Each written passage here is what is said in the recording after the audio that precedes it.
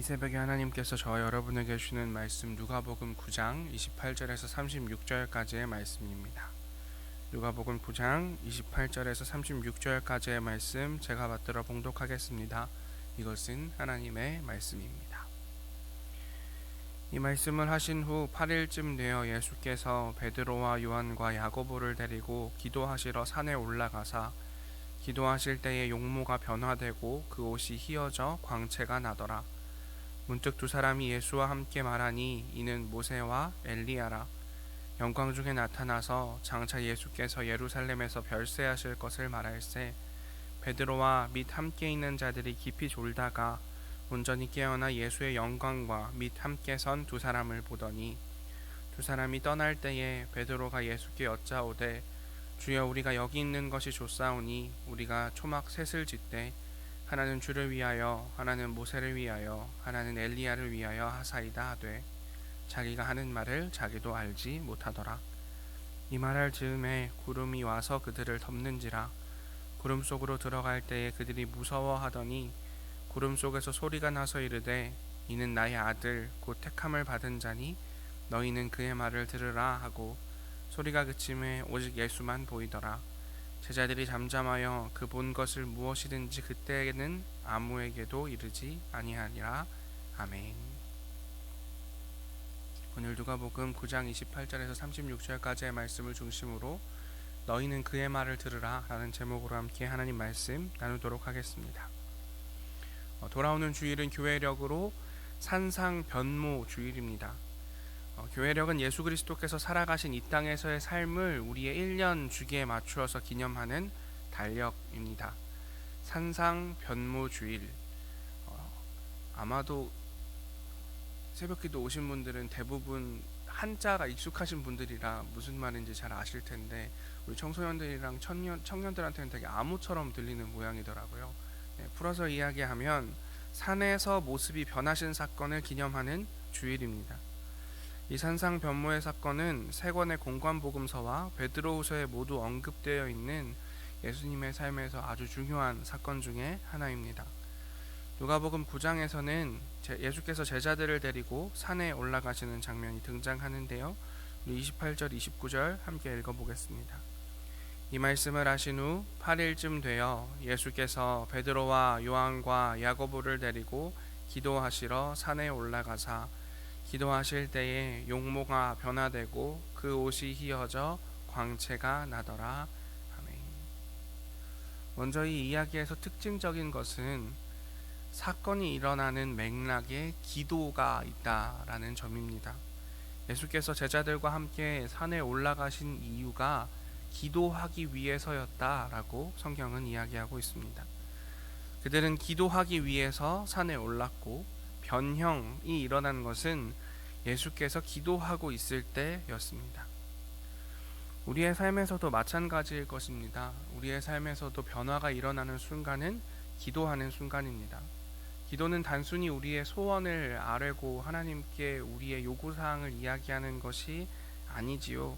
기도는 관상의 시간입니다. 나를 깊이 들여다보고 하나님이 어떤 분이신지 곰곰이 탐구해보는 시간이 기도의 시간입니다. 그래서 우리의 눈으로 볼 수 없는 것을 보고 우리의 귀로 들을 수 없는 것을 듣는 시간이 기도의 시간입니다. 그렇기 때문에 우리의 삶에 우리의 시각, 우리의 관점, 우리가 가지고 있는 한계를 넘어서는 어떤 일이 벌어진다면 그것은 기도의 시간에 일어나는 일일 것입니다. 우리의 삶에서도 기도의 순간에 변화가 일어나고 새로운 사건이 시작됩니다. 이 사실을 먼저 우리가 기억할 수 있었으면 좋겠습니다. 이 산 위에서 벌어지는 기도의 시간에 벌어진 새로운 사건, 우리가 쉽게 이해하기 어려운 사건입니다. 어떤 일이 벌어졌는지 30절과 32절까지의 말씀도 함께 읽어보겠습니다. 문득 두 사람이 예수와 함께 말하니 이는 모세와 엘리야라. 영광 중에 나타나서 장차 예수께서 예루살렘에서 별세하실 것을 말할세. 베드로와 및 함께 있는 자들이 깊이 졸다가 온전히 깨어나 예수의 영광과 및 함께 선 두 사람을 보더니. 아멘. 예수께서는 제자들과 기도하러 가셨는데 그 시간이 참 졸린 시간이었던 모양입니다. 32절에 보면 베드로와 및 함께 있는 자들은 깊이 졸았다라고 표현하고 있습니다. 그런데 예수께서 누군가와 얘기를 하고 계십니다. 믿기 어렵지만 굉장히 놀랍게도 엘리야와 모세가 나타나서 예수님과 이야기를 하고 있었다라고 말합니다. 얼마나 충격적이었는지 깊이 졸던 제자들은 온전히 깨어납니다. 좀 더 현대적인 용어로 표현하자면 예수께서 누군가와 이야기하시는 것, 모세와 엘리야와 이야기하시는 걸 보고 들은 제자들은 잠이 확 깼습니다. 그리고 분위기 파악이 잘 안 되는 제자들, 정확하게는 베드로가 이렇게 말합니다. 주님, 우리가 여기 있는 것이 좋사오니 우리가 초막 셋을 쥐되 하나는 주를 위하여, 하나는 모세를 위하여, 하나는 엘리야를 위하여 합시다 라고 이야기했다 라고 말합니다. 성경은 베드로가 자기가 하는 말을 자기도 알지 못하더라 라고 말하고 있습니다. 누가복음에서는 그렇게 표현되어 있지 않지만 마가복음에서는 그들이 겁에 질렸기 때문이다 라고 표현하고 있습니다. 그만큼 충격적인 일이었던 모양입니다. 여기까지도 우리가 상상하기 힘든 일입니다. 예수님께서 얼굴이 좀 변하시고 빛이 나시고 모세와 엘리야가 나타나서 예수님과 이야기하시고, 여기도 이해하기가 어려운 지점인데 구름이 그들을 덮고 구름에서 소리가 들렸다 성경은 기록하고 있습니다. 34절과 35절 전반절 함께 읽습니다. 이 말할 즈음에 구름이 와서 그들을 덮는지라.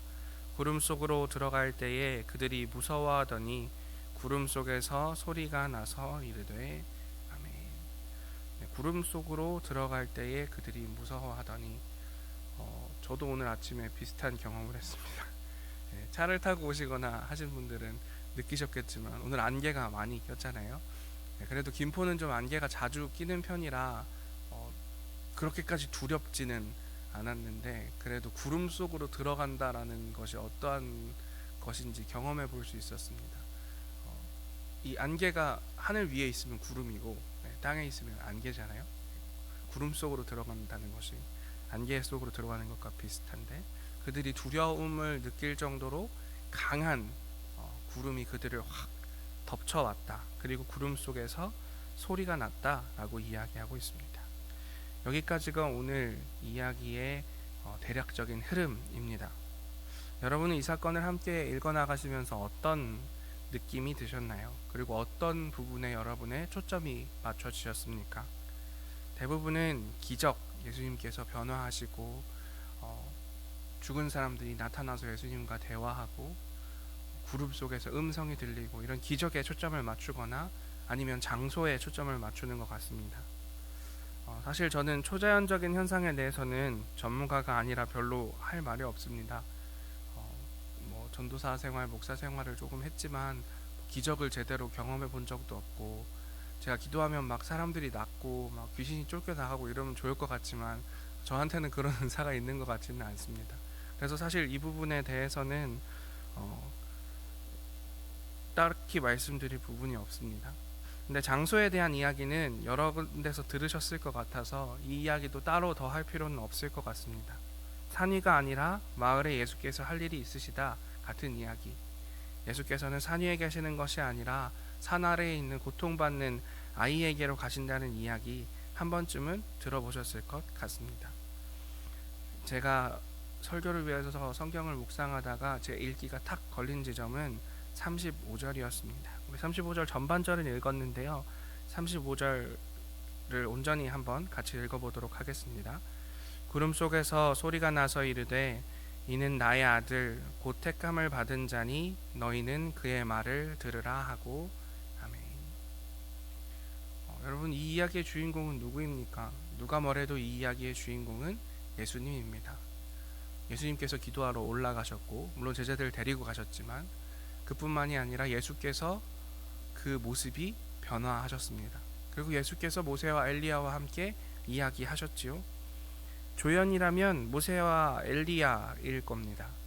그리고 그들을 지켜보는 사람들, 관객과 같은 이들이 있었습니다. 바로 제자들이었습니다. 그런데 35절 무대에서는 제자들의 위치가 바뀝니다. 그들은 이야기 바깥에서 구경하는 사람이었습니다. 그들은 졸다가 놀랐다가 그 상황을 보고 멍하니 있었습니다. 그런데 35절에 갑자기 하나님께서 그 관객석에 앉아서 예수께서 하신 일을 바라보고 있던 제자들을 그들의 이야기 속으로 부르십니다. 이야기 바깥에서 구경하는 사람에서 이야기의 일부로 들어가게 되는 것입니다. 구름에서 말하는 소리가 관객들, 이 제자들에게 말을 걸고 있기 때문입니다. 문학 예술 용어 중에 제사의 벽이라는 것이 있습니다. 무대와 관객 사이에는 보이지 않는 벽이 있는 것처럼 서로에게 간섭을 하지 않는다라는 불문율입니다. 프랑스의 철학자이자 문학가인 드니 디드로가 만들어낸 말입니다. 그런 거죠. 예를 들면 우리가 연극을 볼 일도 있지만 교회에서 무대 위와 아래 객석을 생각해 보자면 성탄절에 성극 같은 거 하면 이 무대 위에서 우리 아이들이 마리아 역할을 하고 요셉 역할을 할 때 이 무대 위와 저희들이 앉아 있는 관객석은 전혀 다른 공간인 것처럼 저희가 바라보지 않습니까? 그것을 제4의 벽, 보이지는 않지만 이곳에 투명하게 쳐져 있는 벽 같은 것이 있다. 그래서 우리는 그 이야기에 몰입할 수 있는 것이고 배우들도 무대 위에서 몰입하고 자신의 연기를 할 수 있는 것이다 라는 것이 제4의 벽입니다. 그런데 현대에 와서는 이런 제4의 벽을 깨는 작품들과 설정들도 많이 나오고 있습니다. 영화나 드라마에서 배우들은 마치 카메라가 없는 것처럼 행동하는 것이 당연한 일입니다. 그런데 가끔 이 배우들이 카메라를 보면서 시청자들에게 말을 거는 그런 장면들을 보신 적이 있으시죠?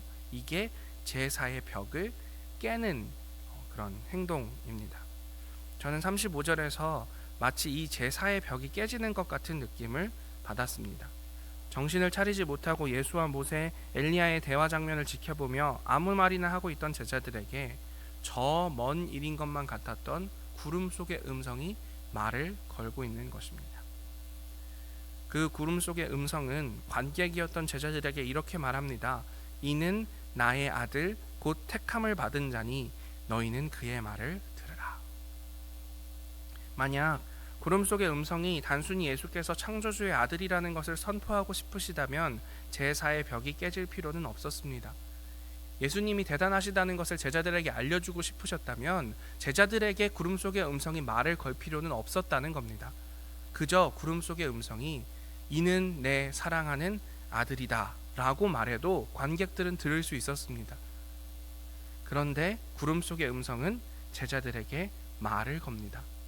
그리고 제자들에게 말을 걸면서 구름 속의 음성과 제자들은 대화의 주체가 됩니다. 1인칭과 2인칭이 되죠. 내가 말한다, 너는 들어라. 그리고 예수께서는 그 순간에는 3인칭이 되십니다. 그의 말을 들어라 라고 이야기하고 있습니다. 어쩌면 우리에게도 제4의 벽이 있는 건 아닌지 질문해 보고 싶습니다. 예수와 나 사이에, 예수께서 행하신 일과 나 사이에 혹시 보이지 않는 벽이 있다고 우리는 생각하고 있는 건 아닐까요? 예수님은 성경 안에 있는 인물이지, 예수님은 수천 년 전에 살았던 인물이기 때문에 지금 내 삶과는 관련이 없어 라고 생각하고 있는 것은 아닌지 고민해 보았으면 좋겠습니다.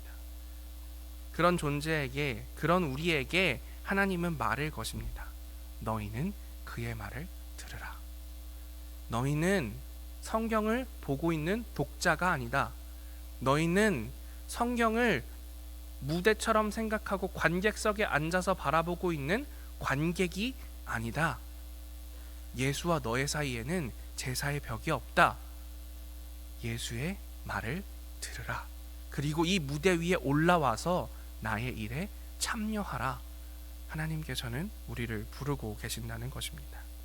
아니면 어쩌면 우리는 예배를 보는 사람으로, 앞에서 설교하는 사람을 바라보는 관객으로 살아가고자 하는 마음의 제사의 벽이 있지는 않은지 물어보았으면 좋겠습니다. 말씀을 읽고 해석하고 삶에서 하나님의 뜻대로 살아가는 것, 그거는 목사님이나 전도사님들이나 하는 거야. 라고 생각하고 있는 것은 아닌지 말입니다. 그렇게 생각하면 아마 좀 편할 수도 있겠습니다. 드라마와 연극은 나의 일은 아니니까요. 그러면 성경을 읽어도 부담이 되지 않을 겁니다. 매일같이 설교 말씀을 듣고 매일같이 예배를 드려도 괜찮을 겁니다. 예수의 선언과 도전, 그의 삶이 나의 일이 아니라 저 벽 너머의 예수의 일이라면 그래, 지나치게 몰입할 필요는 없지 라고 생각해 버릴지도 모르겠습니다. 그러나 구름 속의 목소리는 우리에게 말을 겁니다. 너희는 들으라 라고 말입니다. 저는 예수 그리스도의 이야기에 우리가 휩쓸려 들었으면 좋겠습니다. 그것은 마치 구름 속으로 들어가는 것처럼 우리에게 두려운 일일 것입니다. 그 구름 속에 들어가는 것보다는 구름 속에서 사람들이 있는 모습을 구경하는 것이 안정적이고 더 편하고 마음이 불편하지 않을지도 모릅니다. 하지만 하나님께서 우리를 부르시니 그 구름 속으로 예수 그리스도와 함께 들어갈 수 있었으면 좋겠습니다. 그것은 무섭고 불편한 일일 것입니다. 예수가 걸어가신 길을 걸어간다는 것 쉬운 일이 아닐 것입니다. 그래서 성경은 그 길이 좁은 길이라 라고 우리에게 이야기하고 있는 것이겠지요. 예수 그리스도의 길을 따라간다는 것 결국은 무엇을 말하는 것입니까? 예수 그리스도처럼 비폭력으로 세상에 저항하다가 결국에는 죽음에까지 이르는 그 길을 따라간다는 것을 의미합니다. 그러니 그 구름 속으로 들어가는 길은 무섭습니다. 두렵습니다. 하지만 우리는 그 길을 걸어갈 수 있습니다. 왜냐하면 먼저 하나님께서 우리를 부르시고 두 번째는 예수께서 그 길을 먼저 가셨기 때문입니다. 오늘 우리의 마음에 혹시나 제4의 벽이 있지 않은지 깊이 고민해 보았으면 좋겠습니다.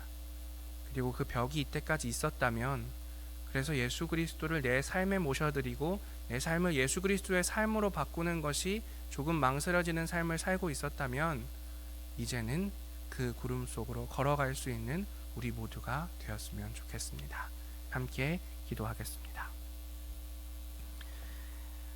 하나님, 오늘 누가복음 9장에서 예수께서 산중에서 기도하시고 그 중에 변화하시는 사건, 그리고 그 사건을 통해 하나님께서 예수님의 제자들을 부르시는 사건을 우리가 함께 살펴보았습니다.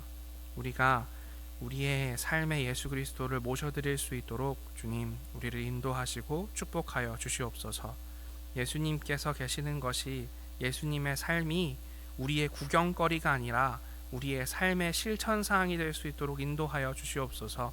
그를 위해서 구름 속으로 뛰어들어가 함께 예수 그리스도와 이 땅을 하나님의 나라로 만들어가는 우리들 삶 다 될 수 있도록 인도하시고 역사하여 주시옵소서. 모든 말씀 예수님 이름으로 기도합니다. 아멘.